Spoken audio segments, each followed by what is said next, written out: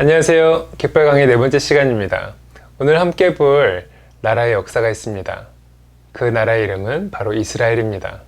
이전까지는 민족으로 불렸었는데 이제는 나라로 불리게 됩니다. 하나님께서 그 나라에 왕도 세우셨습니다. 하나님이 사랑하시는 마지막 사사 사무엘을 통해서 기름 부었다라고 말씀하시면서 세우신 첫 번째 왕의 이름은 바로 사울입니다. 그리고 우리가 모두 다 아는 유명한 다윗의 그 왕의도 바로 사무엘을 통해 그 기름 부으심으로 세우셨습니다. 그리고 다윗의 후예들이 솔로몬을 비롯해서 이제 나라를 다스리게 되는데 그 나라가 바로 이스라엘입니다. 이스라엘의 그 큰 역사를 두 블럭으로 나눈다면 첫 번째 블럭은 통일 왕국 시대, 그리고 그 두 번째 다음에 이어지는 나라는 분열 왕국 시대로 볼 수 있습니다. 첫 번째 이 통일 왕국 시대는 세 왕으로 볼 수 있는데 사울, 다윗, 솔로몬, 그리고 갈라지는 이 분열 왕국은 북이스라엘 그리고 남유다로 볼 수 있습니다. 오늘 함께 볼 내용은 이 통일 왕국 시대의 스토리입니다. 너무나도 재밌게 이번 4주차는 그 세 왕 이야기로 저희들이 전체적으로 보게 될 텐데요. 제가 좀 포인트를 찝어주자면 이 세 왕이 똑같이 40년을 다스렸습니다. 여러분, 성경에서 40이라고 하는 숫자는 굉장한 뭔가 의미를 보여줍니다. 여러분, 노아의 홍수가 굉장히 하나님의 마음을 아프게 하면서 내리기 시작했을 때 그 비가 40일 동안 내렸습니다. 모세가 시내산에서 하나님의 율법을 받을 때도 40일 동안 받았고, 그리고 하나님께서 엘리야를 로뎀나무 밑에서 이제 다시 깨우셔가지고 하나님의 기적을 보여주시는 회복의 그 길로 가는 그 동굴까지 40일 동안 걷게 하셨습니다. 하나님께서 또 예수님을 광야에서 시험을 받게 하실 때도 40일 동안 받게 하셨죠. 40이라고 하는 그 단어가 무언가 의미가 있어 보입니다. 하나님이 정하신 그 때를 채우는 것을 의미하는 것 같아 보입니다. 이런 상징적인 이 40이라고 하는 그 수를 다윗 왕도 그리고 사울도 솔로몬도 채우게 됩니다. 근데 다윗은 이해가 가요. 하나님께서 너무 사랑하셨던 왕이고 그리고 그의 삶이 너무나도 훌륭했기 때문에 40년을 채우는 것에 대한 것은 너무나도 공감이 되고 이해가 됩니다. 그렇지만 사울은 그의 삶이 불순종에 가득 차 있고, 그리고 솔로몬도 그가 너무나도 하나님을 사랑하고 예배를 했지만 그의 노년에는 이방 신을 섬기기까지 합니다. 그래서 하나님의 굉장히 큰 책망을 받죠. 사울도 그 전에 삶이 마감될 수 있었고 솔로몬도 심판을 받을 수 있었는데 어떻게 40을 채울 수 있었을까? 하나님께서는 다윗을 통해서, 하나님의 선한 사람 다윗을 통해서 이 역사를 쓰신 것을 저희들이 볼 수가 있습니다. 다윗의 손을 통해 그의 부하들을 통해 죽일 수도 있는 그 순간이 동굴에서 있었는데 하나님께서는 그에게 선한 마음을 베푸셔서, 그리고 하나님을 두려워하는 마음을 주셔서 사울을 살려주셨습니다. 그리고 하나님께서는 다윗이 얼마나 그에게 하나님에게 그 큰 사랑을 보여주신지를 기억하시고 솔로몬에게 자비를 베푸셨습니다. 여러분, 그래서 통일 왕국 시대는 다윗을 중심으로 하나님의 그 사랑과 그리고 하나님의 그 축복을 부어주신 통일 왕국 시대라고 하는 것 여러분 기억하시면 좋을 것 같습니다. 그리고 여러분도 다윗과 같이 하나님의 기뻐하시는 삶을 살아서 여러분 주위에 있는 분들에게 은혜를 베풀어 주시는, 자비를 베풀어 주시는 그런 삶 되시기를 축복합니다. 그러면 우리 다음에 이어지는 두 개의 깃발로 함께 이어져 가보도록 하겠습니다. 이제 함께 깃발을 보도록 하겠습니다. 첫 번째 깃발은 법궤입니다. 법궤는 하나님을 추구함입니다. A.W. 토저가 쓴 그 제목 Pulse of God처럼 하나님을 어떻게 추구하는지에 대한 모습을 상징적으로 보여줍니다. 여러분, 법궤는 굉장히 성스러운 것이었습니다. 하나님의 그 기적을 나타내는 세 가지의 물건들이 그 안에 있었는데요. 첫 번째는 광야에서 그들의 빵이 되어 주었던 만나가 담겨진 금 항아리가 있었습니다. 그리고 하나님께서 아론을 대제사장으로 세우셨다라고 하는 그 상징적인 아론의 쌍난 지팡이가 그 안에 있었고, 그리고 하나님께서 모세에게 주신 그 돌판이 그 법궤 안에 있었습니다. 그들이 함께 광야를 걸어가면서 어느 누구도 지켜줄 수 있는 그런 모습들을 보여주지 못하고 있을 때 그 법궤가 그들에게 얼마나 큰 안정감이 되었을지 상상해 봅니다. 여러분, 그 법궤가 그 이스라엘 백성에게 어떤 의미였는지 보여주는 두 가지 장면이 있습니다. 첫 번째는 엘리와 그리고 그 아들들이 그 나라를 다스릴 때의 장면입니다. 그의 아들들이 다스릴 때 블레셋과 싸운 적이 있었습니다.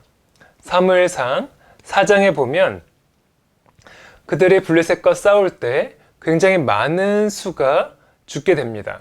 군인 4,000명이 죽게 되는 그런 상황 가운데 있었을 때 그 안에 있는 장로들이 아이디어를 짜냅니다. 그때 그 아이디어가 어떤 거냐면 바로 법궤를 전쟁터에 가지고 오자라고 하는 겁니다. 하나님의 기적을 나타내는 그 법궤가 그들과 함께 있을 때 기적이 일어나지 않을까라고 생각하는 믿음입니다. 하나님께서 그들과 함께 하시기에 그들의 기도를 들으시고 또한 하나님의 뜻이 무엇인지를 물어보자가 아니라 하나님의 기적을 상징하는 법궤를 가지고 오자라고 하는 것. 하나님을 추구하는 방법이 잘못된 거죠. 하나님을 추구하는 것이 아니라 하나님의 기적, 능력을 추구하는 것입니다. 이 모습이 그들이 어떻게 하나님을 추구했는지를 보여줍니다. 근데 반대로 굉장히 건강하게 추구하는 모습을 보여준 장면이 있습니다. 바로 다윗이 그 법궤를 찾아오는 장면입니다. 다윗은 굉장히 쉽게 왕이 된 것이 아닙니다. 여러 전쟁을 마치고 나서 그가 왕이 되었습니다. 왕이 되자마자 한 것이 있습니다. 잃어버린 그 법궤를 하나님께서 세우신 그 나라의 수도에 가지고 오는 것이었습니다. 예루살렘으로 가지고 올 때 그가 했던 그 수많은 장면들의 모습들을 보면 그가 얼마나 하나님을 사랑했는지를 볼 수 있습니다. 내가 이 전쟁이 끝나자마자 하고 싶은 일이 있는데 그것은 하나님을 우리의 곁으로 모셔오는 것이다. 하나님이 우리와 함께하는 그것을 나는 더욱더 견고히 하고 싶고 하나님과 조금 더 가까이 하고 싶고 하나님의 모든 모습을 내가 삶 가운데 추구하고 싶다. 그리고 우리의 나라는 그런 나라가 되어야 한다. 하나님을 추구하는 나라가 되어야 한다. 기적이 아니라 승리가 아니라 영광이 아니라 오직 하나님 그분 자체를 그 존재를 추구하는 모습, 그 모습을 이 법궤를 가지고 오는 모습을 통해 볼 수가 있습니다. 여러분, 하나님을 추구하는 그 모습이 너무나도 멋있게 드러납니다. 우리가 기적을 생각하고 그리고 우리가 바라볼 영광만을 쫓을 때는 그것은 능력을 잃어버리고 맙니다. 그리고 하나님 자체도 하나님 그 존재도 우리가 볼 수 없게 됩니다. 그러나 우리가 하나님을 추구하고 하나님이 나의 아버지로 나의 구원자로 하나님을 추구할 때 그분께서 주시는 그 영광과 그 승리는 우리의 것입니다. 그리고 우리가 있는 이 삶의 자리에 그것이 가득 채워지게 됩니다. 여러분, 하나님을 추구하는 법, 법궤를 통해 한번 생각해 보시는, 묵상해 보시는 여러분 되시길 축복합니다. 두 번째 깃발은 성막입니다. 성막의 그 또 다른 제목도 하나님을 추구함이라고 한번 붙여봤습니다. 광야를 걸어가다가 그들이 잠깐 쉴 때 하나님께서는 달려갈 수 있는 곳 성막을 주셨습니다. 그 성막에서 하나님께 제사를 드릴 때 그들은 하나님께서 용서해 주시는 그 속죄의 은혜를 경험했습니다. 또는 하나님을 찬양하고 경배할 때 그들은 하나님께 예배하며 하나님의 그 주시는 은혜를 경험할 수 있었습니다. 이제 하나님이 살아계신 것을 보고 경험하고 기대할 수 있는 장소가 생긴 것이죠. 그것을 그들이 얼마나 사랑했는지를 다윗 왕을 통해 볼 수 있습니다. 다윗은 그가 왕이 되자마자 법궤를 가지고 오고 그리고 그 법궤가 그가 궁궐에 있을 때 천막 안에 있는 것을 보며 마음 아파합니다. 그리고 하나님께 기도하죠. 하나님, 내가 성막을 짓고 싶습니다. 하나님, 멋있는 성전을 짓게 하여 주십시오. 하나님께서 너무나도 기뻐하실 만한 곳을 내가 만들어 드리고 싶습니다.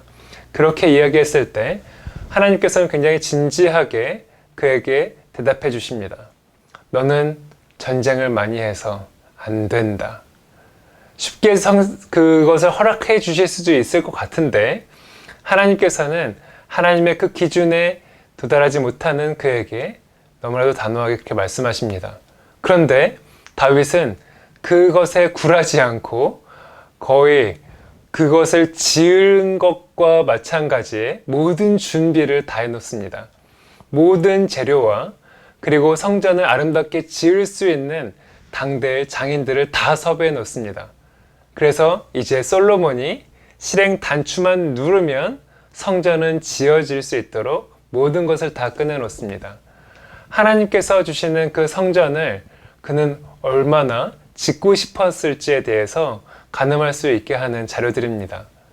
하나님께서 예배하는 곳, 그 예배하는 것을 통해서 하나님을 사랑하는 마음을 올려드리고 싶어 하며 하나님을 깊이 추구하는 그 다윗을 사랑하셨습니다. 여러분, 그것을 그 시간이 지나고 나서 어떻게 사람들이 이용하는지에 대한 모습들도 우리가 이스라엘의 역사를 보면 알 수 있습니다.